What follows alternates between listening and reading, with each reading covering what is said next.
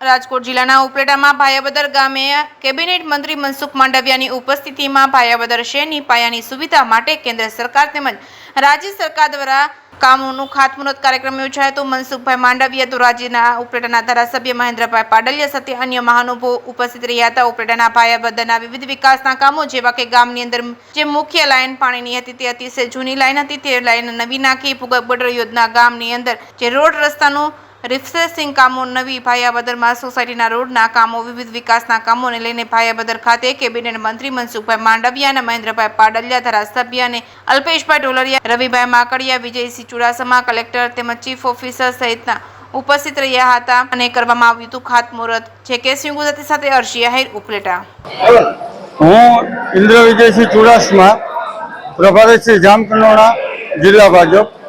આજે ભાયાવદર નગરપાલિકા દ્વારા વિવિધ વિકાસના કામોનું 10.50 કરોડના ખર્ચે આદરણીય કેબિનેટ મંત્રી શ્રી મનસુખભાઈ માંડવિયાના વરદ હસ્તે ખાતમુહૂર્ત કરવામાં આવ્યા।